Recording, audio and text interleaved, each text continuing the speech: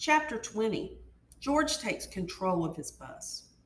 The first thing George did when he got to his office was call Larry in for a meeting. He wanted to meet with each energy vampire, as Joy suggested, so he could get his bus rolling first thing in the morning.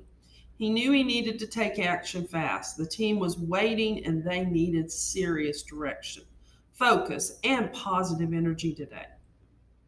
As he sat at his desk waiting for Larry to walk in, a feeling of fear and nervous energy enveloped him. It feels like game day, he thought as he remembered what it had felt like to have a nervous feeling in the pit of his stomach before his big lacrosse games. With the crowds cheering and the anticipation building, he remembered feeling like he was going to collapse, yet explode with excitement at the same time. He knew this feeling well, and it was good.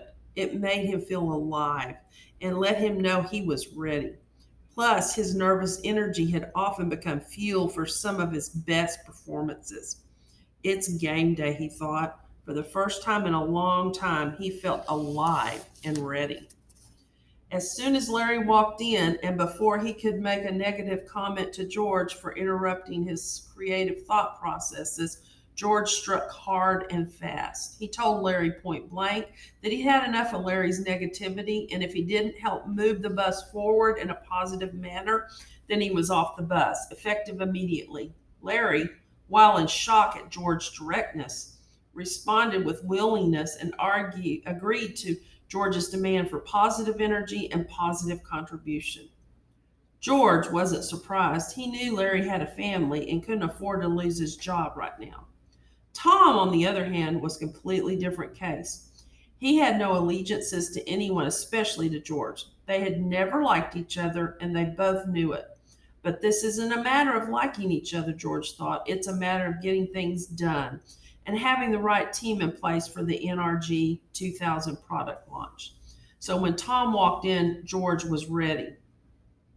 I want you on my team, Tom, but I can't have you on the team if you're going to prevent us from achieving our goals, George said. I can't have you be a disruptive influence anymore. Who are you kidding? Tom responded forcefully. The only disruptive influence is you. The problems we are having are not because of me. They are because of you because you can't lead. Don't blame me, blame yourself. I know we don't like each other, never have. But the real problem is I don't respect you as a leader. I know, and I'm certainly not going to say what you want me to say so I can go on your silly little ride with you. You need me, George. The team needs me. If you get rid of me now, then you'll be driving your bus right off a cliff. So, unless you have something important to say to me, I'd like to get back to doing my job. George's shoulders slumped forward. He could feel his body getting weak as if energy was being sucked out of him. He was wilting like a dying plant. He didn't know what to say and was shaking from head to toe. So, why did you hand in your bus ticket? George asked. I only handed my bus ticket in to you because I want a front row seat when I watch your bus implode, Tom said with a big grin on his face. You and I both know it's going to happen, and when it does, no one will be happier than me. George put his hand passively into his pocket and felt the rock that Joy had given him. He took it out and looked at it as he tried to think of what to say next. He had never expected to be overtaken like this. What is that? Tom asked. Your pet rock? As George looked at the rock, he remembered what Joy had said about finding the value in yourself. He realized Tom didn't believe in him because George didn't believe in himself. He was allowing himself to be pounced on and verbally assaulted by a grinning, arrogant energy vampire who had no interest in helping his team succeed and certainly no desire to help George turn things around. And worst of all, he was taking it, just like as he had taken it in the past few years from everyone and everything. Every day, life had beaten him down a little more. Each day, his confidence had shrunk. And each moment, he became less of a person he admired and more the person he pitied. George vowed he would not be weak today. He had vowed he would be strong. Yet there he was, being weak and beaten down again. Enough, George thought to himself as he clenched the rock in his fist. Enough, he thought as the word echoed through his entire body. Tom took a step back as he saw the transformation come over George. No longer will I become a punching bag for life, or anyone else for that matter, George thought as he took a step forward toward Tom. You think I'm just going to sit here and let you talk to me like this? George asked. Before Tom could answer, George said, think again. You are very talented. Of course you are. Could we use you for this product launch? You bet. But I'd rather have less talent and a team that is all moving in the same direction and striving for the same goals than a team with someone who has your attitude. So guess what, Tom? If the bus blows up, you won't have to worry because you won't be on it. Effective immediately, you're off the bus. I didn't want it to be this way, but what you just said to me and your attitude give me no other choice. You are fired. Tom's jaw dropped as he stood frozen in shock. Then he turned around, walked out of the office without saying a word, and slammed the door shut. One energy vampire off the bus, George thought as he stood there shaking from the argument. It wasn't easy, but he knew it was the right decision. Even though Tom was one of the most talented people, which is why he had put up with Tom for so long. It had to be done, and the team would be better off for it. Personally, George felt like a 200-pound weight had been lifted off his shoulders. He felt strong and free. Looking at the rock one more time before putting it into his pocket, he thought of Joy and smiled. For the first time in a long time, he was proud of himself. George's plan for the three wolves included Joy's recommendations of simply isolating them from the team since they didn't want to be on the bus. But when Michael walked into his office with guns blazing, telling George that he was crazy for firing Tom and that this surely meant the bus was going up in flames, and so was George, he had no other choice but to tell Michael it was this bus way or the highway. Michael, too proud to succumb and too angry to retreat, quit and decided he would get on another bus traveling on another road. That makes two, George thought. After the fireworks George had experienced this morning, he wondered what else could be next. He didn't like conflict, fighting, or yelling. He certainly didn't like firing people or losing two members of his team. But he had vowed to stay strong and true to his vision. It was either this or failure. He was ready for battle with Jamie and Jose, but truly hoped they wouldn't have to exchange blows. When George told Jamie she was either on his bus or off, she agreed to be on it, but then hit him not with negativity, but with the hard truth.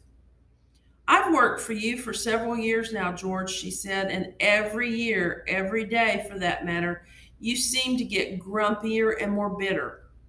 We even had bets about when you would just implode, not showing up one day and give up. But every day you kept coming and making yourself miserable, your team miserable in the process. This team is in shambles, not because of us, but because of you. None of us could believe they kept you so long. And so when you told us you wanted us to get on your bus, I'm like, there is no way I'm getting on his bus. Why should I when his bus has been trudging along aimlessly for the past year? But if you say I have to get on my bus to keep my job, I will.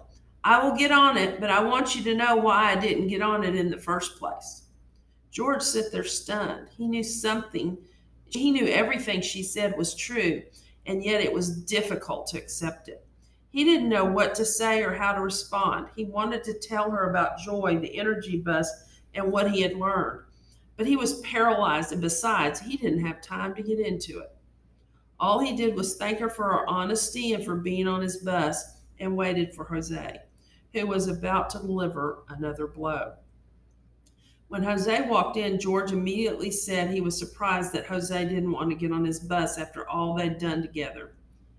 Jose didn't pull any punches either and came right back. "That's right, George," he said. "I've given you my all. I've done everything you've asked me to do. I've stayed late. I work weekends. I pick up everyone else's slack. And not once did you ever say thank you. Not once do you tell me that you appreciate my hard work and loyalty. When I asked you for a raise, you said you would think about it and never talked about it again to me. What's that all about, George? You just walk around here worrying about you and your job, and you don't really care about me.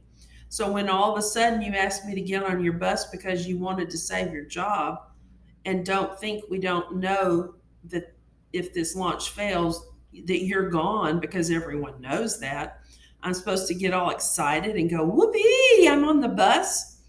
It's not happening. It's hard for me to get on your bus when you surely haven't been on mine, he shouted. Once again, George was hit right between the eyes. He had been taking a lot of blows lately, and this one coming from a person he liked and trusted the most was the hardest. But he knew Jose was right, and there was nothing he could say to make Jose feel better at this moment. He was fired up, and George understood why. "You're right," George said. "You are right. That's all I can say." Jose, who was expecting to get fired, was surprised at George's response. He had seen Michael and Tom walk out of the office earlier and thought everyone was getting fired, so he was stunned and relieved at the same time that George was acting so calm. For a few moments, George and Jose stood there in awkward silence, both not knowing what to say. Jose spoke first. "Okay, now what?" he asked. George stood silent, considering. "Now what?" as a thought popped into his head. "You can't change the past. Let it go. Create the future." "Now we create our future," George answered confidently, and his eyes lit up. He had been knocked to the canvas again with two right hooks, but this time he got up. He wasn't giving up this time. No, this time he was charging forward toward his vision. "Now, I ask you to give me a chance to make it up to you," he said.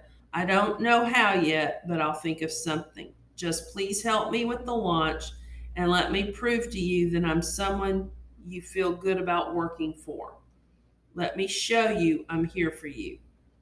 Jose agreed, and they walked out of the office together to gather the team for a meeting that would be the start of a very productive and positive day.